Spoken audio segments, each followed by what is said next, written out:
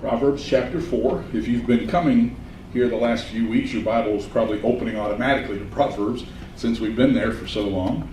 2 Kings is back toward the front of the Bible. 1st and 2nd Samuel, 1st and 2nd Kings, chapter 6. And then Hebrews is in the New Testament toward the back of the Bible. Hebrews chapter 12.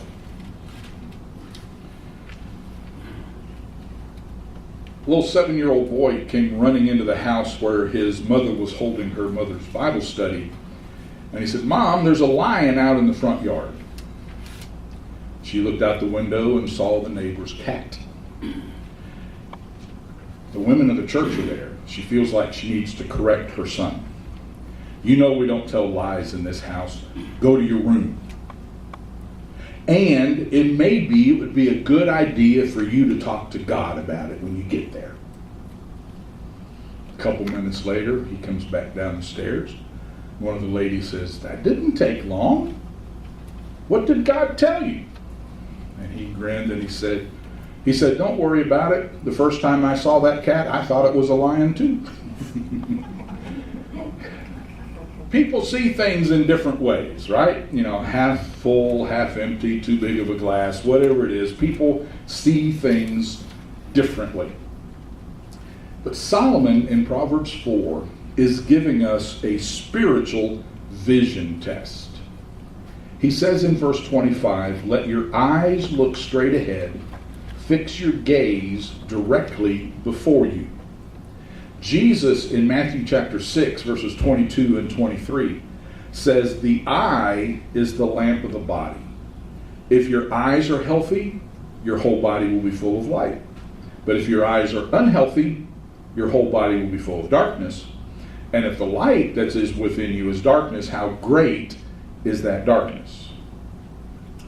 So to reset where we've been the last few weeks, starting in verse 20 of this chapter, Solomon has given us a spiritual wellness exam. We have looked at our ears, tuning in your ears to hear God's voice. We spent 3 weeks looking at our heart, because our heart is our mind, how we think, our will, how we make decisions, and our emotions, how we react to things. And then Solomon says, if your heart is guarded and protected, it will govern your speech. And last week we looked at verse 24 about watching our mouth. And today we come to verse 25, our spiritual vision. Let your eyes look straight ahead. Fix your gaze directly before you. Interesting phrases. And when I studied them, they became even more interesting. Now, looking straight ahead, that's pretty much self-explanatory. It means focus on what's in front of you and how important it is to focus on what's in front of us.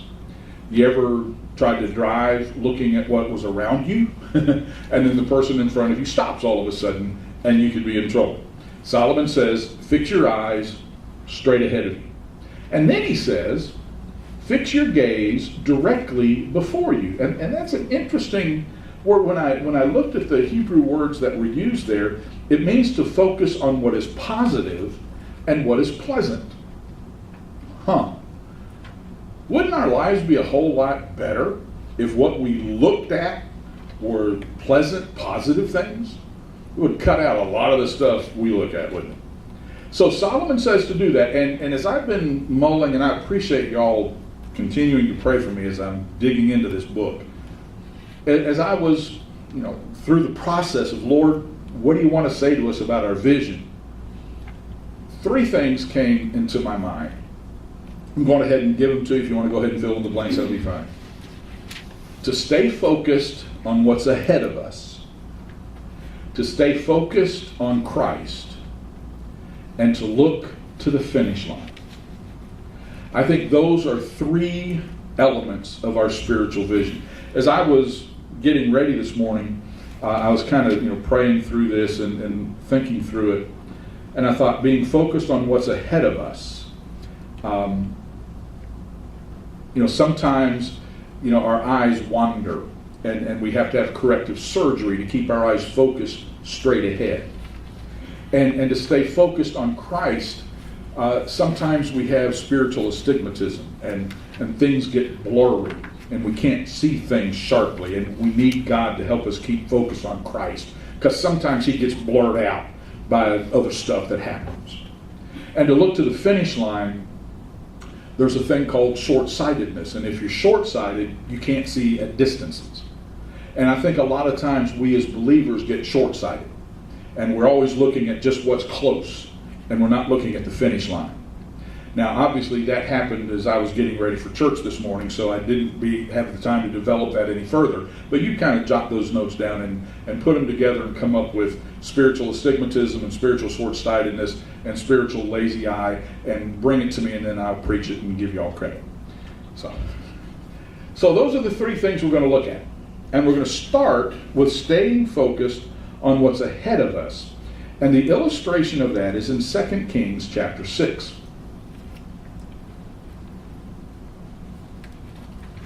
It's a fascinating story. The king of Aram, we start in verse 8. The king of Aram was at war with Israel. And after conferring with his officers, he said, I will set up my camp in such and such a place. The man of God, who's Elisha, sent word to the king of Israel, beware of passing that place, because the Arameans are going to go down there.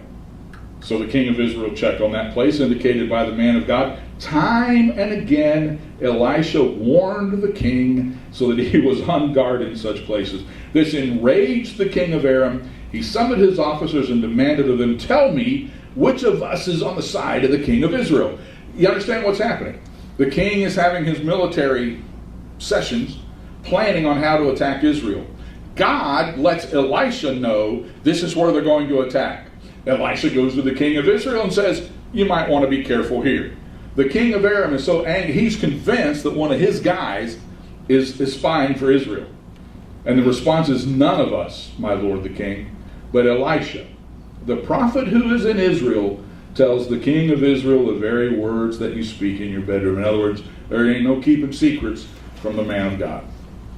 So the king says, go find out where he is so that I can send men and capture him. The report came back, he's in Dothan. Then he sent horses and chariots and a strong force there. They went by night and surrounded the city. When the servant of the man of God got up and went out early the next morning, an army with horses and chariots had surrounded the city. Oh no, my lord, what shall we do? The servant asked. Don't be afraid, the prophet answered. Those who are with us are more than those who are with them. And Elisha prayed, open his eyes, Lord, that he may see. Then the Lord opened the servant's eyes, and he looked and saw the hills full of horses and chariots of fire. Sorry. But that's where it comes from, chariots of fire, all around Elisha. Some of you look at me and say, what is he doing? As the enemy came down toward him, Elisha prayed to the Lord, strike this army with blindness. He struck them with blindness as Elisha had asked. And Elisha said, this isn't the road, this isn't the city, follow me. I'll lead you to the man who you're looking for. And the upshot is he takes them to the king of Israel. And he has that whole force that came after him. He leads them to the king of Israel and says, now, Lord, open their eyes. And they look around and go, uh-oh, we're in trouble. And the king doesn't know what to do. And he says, shall I kill him? And Elisha said, why would you do that? You didn't capture him. Why would you kill him? Give him a meal and send them back home. And so he made a feast. And after they finished feasting, he sent them back home, and I love it. So the bands from Aram stopped raiding Israel's territory. Now there's your foreign policy. Give them some barbecue. Maybe they'll calm down. But this is a tremendous story of staying focused on what's ahead of us. In Elisha and his prophet, we see two ways of looking at things. You either see the problem solver or you see the problem. And you either see the opportunity or you see the obstacle. The servant saw the problem. He comes out, all he can see are the armies and the chariots that have been sent for them. We know what that's like, right? We tend humanly to be more geared up to see the problem than we are to see the problem solver. oh, if only my spouse would do this, if only our children would do this, if only our parents would do this, if only the church would do this, if only our boss would do this. You know, we see the problems, not the problem solver. Because the reality was, verse 16, those who are with us are more than those who are with them. I remember decades ago, I'm so old that when I grew up, there really weren't Christian bookstores. The only way you really could buy a Bible or something like that is if you went to camp meeting, and they would have a bookstore where you could buy stuff. So I would save up, all year, and I would go to camp meeting and buy a new Bible or something. And I remember getting a new Bible, and one of the first things I wrote in the back of it, the preacher said that year, God plus you is always a majority. And I remember writing that down at the back of that Bible. God plus you is always a majority. We need to understand that. There is more with us than be with them. And we need to see the problem solver, not the problem. Easier said than done, I know. But that's where that spiritual vision comes in. You got to see the problem solver, not the problem, and see the opportunity, not the obstacle. I believe when the servant said, "Oh my Lord, what shall we do?" he wasn't saying, "I know you have a plan, tell me what it is." I think he was saying, "We're going to die. What are we going to do?" I think he was just saying, "We're done for." And I think we've probably all prayed that prayer at some point in my life. Oh Lord, what am I going to do? Because we see the obstacles instead of the opportunity. We need to learn that with God, there's always another opportunity. Instead of staying focused on the obstacles, stay focused on the opportunity, because the truth is that God never closes one door without opening another one. And if we believe that the steps of good people are ordered by the Lord, then if the door is closed, it must mean that he wants us to look someplace else, where the door is open, where we can do what he's calling us to do. Nathaniel Hawthorne lost his elected position, and he went home and told his wife that he was a failure.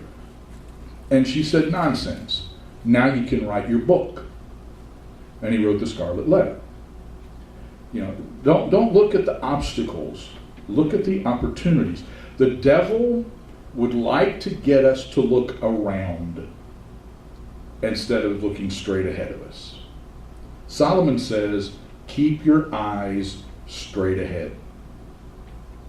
You get in trouble when you start looking around.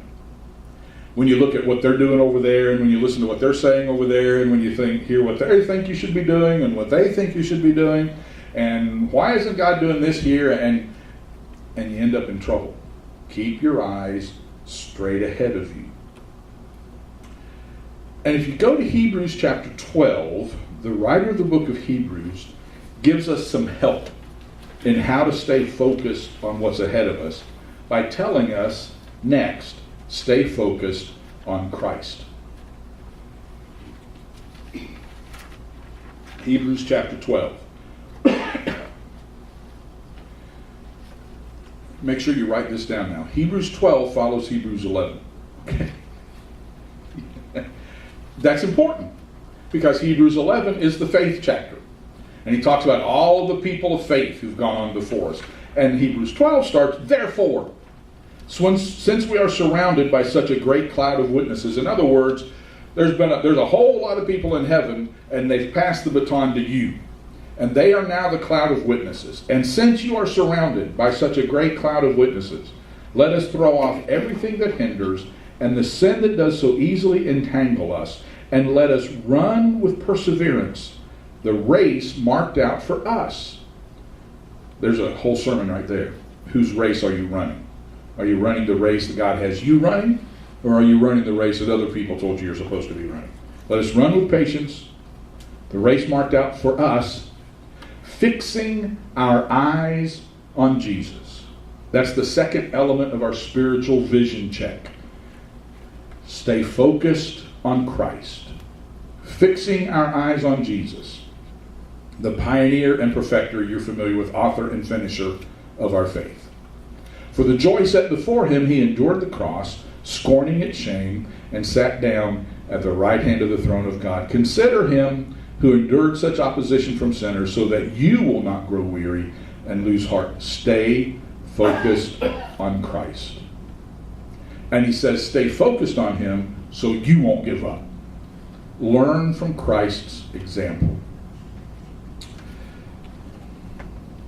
A few years ago, I was doing a study on faith and how our thinking impacts our faith. Because Romans 12, be transformed by the renewing of your mind. And I started kind of delving into the neurology of faith, how our brains work that make faith difficult sometimes. And that led to, because your thinking comes a lot from what you're seeing, and I learned about a couple of things, and I've stuck them in your notes there so that you can do your own study of them if you wish. I discovered something called the reticular activating system. It's a cluster of nerve cells in the brainstem that regulate alertness and attention. It's the job of the reticular activating system to regulate which stimuli you pay attention to and which you ignore, because there's a lot of stuff going on around you. And if you've ever been around somebody that just got a hearing aid and it was set a little too sensitively, they will tell you that it drove them mad because they could hear every noise, every creak, all the ambient noise, and they had to get it fixed because they couldn't stand hearing all that. The reticular activating system blocks out the stuff that's unimportant and allows in the things that are important. That's why if you're out and you hear somebody's phone ring and it's your ringtone, you get alert because your reticular activating system says somebody important may be calling you. If somebody's driving the same car as you, if somebody's wearing the same shirt as you, you recognize those things. Somebody called it an internal scout. Ladies that have just learned that they're pregnant see pregnant women everywhere. If you think that mole on your back may be malignant, all day long you're going to feel your shirt rubbing up against it. It's the stuff you're tuned into. That's the reticular activating system. It allows in two kinds of information. The information that's important to you right now. If your refrigerator is running well, you have not noticed the ads for refrigerators. If your refrigerator is on its last legs, every newspaper you look at has 15 ads for refrigerators on it. Every commercial you see on TV is a Frigidaire commercial, right? Because you're tuned into it, your reticular activating system is doing its work and saying, this is important to us right now, we need to pay attention to it. The other kind of information it lets in is what will alert you to danger. If you have young children and they're outside in the neighborhood riding bikes and you hear a car slam on their brakes and shortly thereafter hear a siren, you're on high alert running out the door. But if your kids are playing at your feet, you hear a car slam its brakes and siren, you may not even hear the car slam its brakes or the siren because it's not important. It's not a danger or a threat to you. That's the reticular activating system.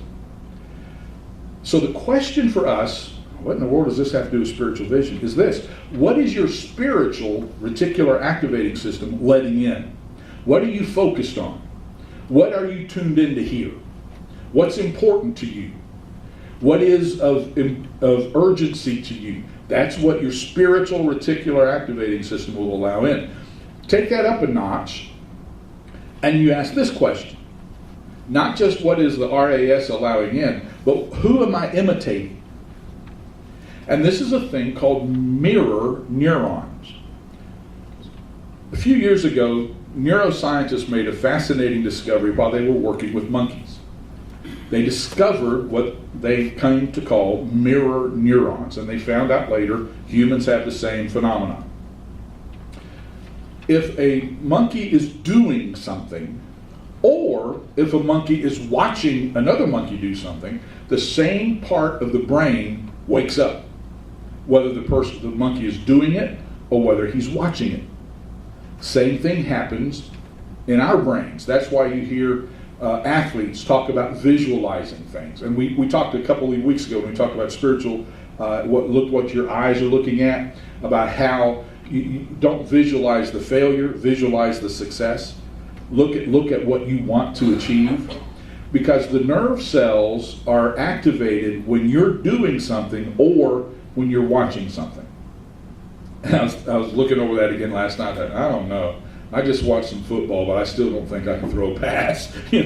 But there's something to be said about that, because James Hogg says, by looking at a person attentively, I by degrees assume his likeness, and by assuming his likeness, I attain to the possession of his most secret thoughts. You've seen couples who've been married decades.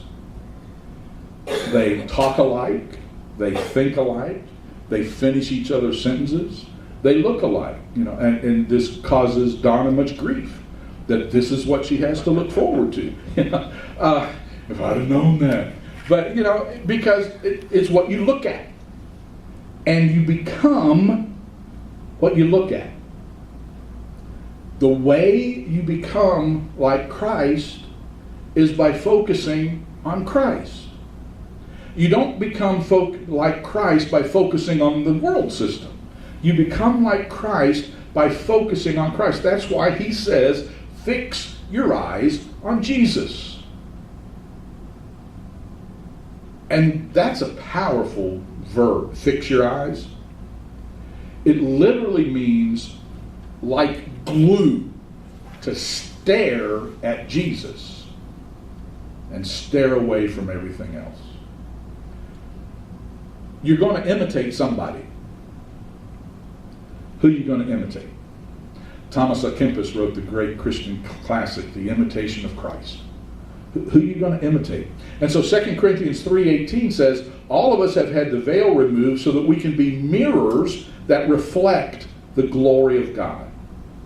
And as the Spirit of God works in us, we become more and more like Him, and we reflect His glory even more. A Christian is someone who has made the conscious decision to imitate Christ, to the point where Paul says, 1 Corinthians 2:16, we have the mind of Christ. Because as your mind is fixed, that's why it's important to read the Scripture. That's why it's important to be people of the Word, because that's how your vision is cleared. And as your vision is cleared and you're staring at Christ, you become more like Him. And you have the mind of Christ. And you begin to see things the way He does. Remember where we started this study months ago. Wisdom, seeing life the way He does. Understanding, applying that wisdom to our lives. That comes by fixing our eyes on Jesus. Don't look away. And then third, he says, for the joy that was set before Him, He endured the cross. Look to the finish line. What does this mean? For the joy that was set before Him, He endured the cross. I'm working on a funeral memorial service that I have to do next Sunday afternoon. I'll appreciate your prayers about that also, by the way.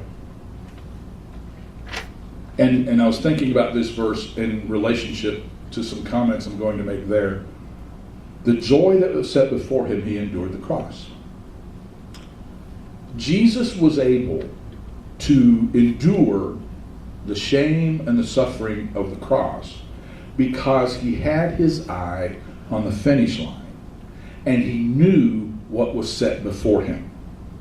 The joy that was set before Him is you and me, and the millions of people who since Calvary have come to faith in Christ. And the joy that is set before Him culminates when one of His saints makes it home to heaven. And I just picture him welcoming them home and walking them up to the Father and says, Father, let me introduce you to this person who is one of your children washed in my blood. That's the joy that was set before him. Knowing what he was accomplishing. Knowing that he was providing salvation for us. Knowing that he was making it possible for us to get to heaven. That was the joy. That's his finish line. And that vision of his finish line allowed him to go through the sufferings and the shame and the scorn of the cross. Because he focused on the joy set before him. Moses did this. Hebrews chapter 11, verse 24. By faith Moses, when he'd grown up, refused to be known as the son of Pharaoh's daughter. He chose to be mistreated along with the people of God rather than to enjoy the fleeting pleasures of sin. He regarded disgrace for the sake of Christ as of greater value than the treasures of Egypt because he was looking ahead to his reward. By faith he left Egypt, not fearing the king's anger. He persevered because he saw him who is invisible. See, Moses had the same thing. He kept his eye on his reward. And because of that, he was able to make the hard choices.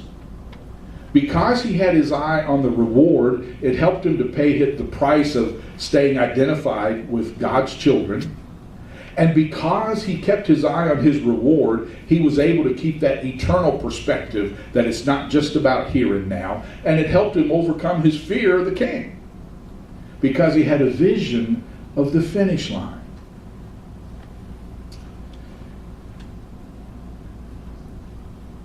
In the past, the church has been criticized because we focused so much on heaven.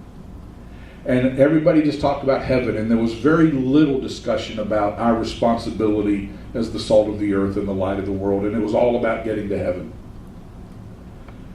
I kind of think the pendulum has swung, and the church is so busy talking about what's going on in earth that we've lost sight of heaven. And it's important for us. If we're going to survive in this world, it's important for us to keep looking to the finish line. Maybe we need to sing, "This world is not my home, I'm just passing through." The old timers used to sing that because the world wasn't their home. But then, Christians started to get wealthy and get positions of prominence, and we kind of became comfortable down here, and we didn't particularly want so much to go to heaven. Keep looking to the finish line. Because again, if you get your eyes off the finish line, you're in danger of losing your momentum and getting off track. I've seen this happen in horse races. I watch 3 horse races a year, the Triple Crown. That's the extent of my horse racing knowledge. But I have watched jockeys, as they near the finish line, turn to see how close other horses were to them. And that turning caused the horse's head to turn because they were holding the reins, and the horse lost momentum, and the jockey lost momentum and lost the race. When Brian was coaching high school track, there were times when my schedule allowed me to go to some of his track meets, and it's fascinating. It's a whole different world to go to a track meet. And I watched the quarter milers and the 100-yard dashers, and there were no Usain Bolts on the team. He can look around and still win. But I've watched high school students ahead in the race, 5 yards, 10 yards from the finish line, turn around to see how far ahead they were and lose their momentum and lose the race. Usain Bolt can still win the race, but he loses time when he slows down. People criticize him because he could be so much faster if he just stopped looking around, None of us are fast enough like he is to be able to look around and not lose our momentum. The devil wants to get you looking around. He wants you to get your eyes off the finish line. The finish line is not Sunday morning. The finish line is not when you hit 40 or when your kids graduate or when you retire or when Social Security kicks in. The finish line is when you hear him say, "Well done, good and faithful servant." Keep your eye on the finish line. Don't look around. Look straight ahead, Solomon said. Keep your gaze fixed straight ahead of you. If you listen to athletes after they win a championship, you hear them say things like, all the off-season workouts were worth it. All the practices were worth it. All of the hard times were worth it. Playing through injury was worth it for this, a fleeting thing.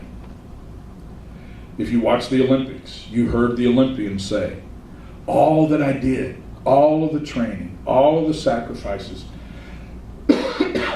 all that I went through was worth it when I got to stand on the podium and hear the national anthem. They kept the finish line in view. For the Christian, when you go through hard times and you're losing your focus and you're losing your vision of God and you're losing your vision of heaven, you need to sing some of those old songs like "It Will Be Worth It All When We See Jesus." Life's trials will seem so small when we see Christ. Or you need to sing when we all get to heaven, what a day of rejoicing that will be. Or you need to sing, heaven will surely be worth it all. How's your spiritual eyesight? Keep looking straight ahead. Don't let the devil get you sidetracked. Keep focused like glue on Jesus. And keep focused on the finish line to hear him say, "Well done, good and faithful servant." Father, it's so easy for us in our world today to get distracted. Sometimes it's by kind of worthless stuff. Sometimes we get distracted by good things that hinder us from staying focused on the best.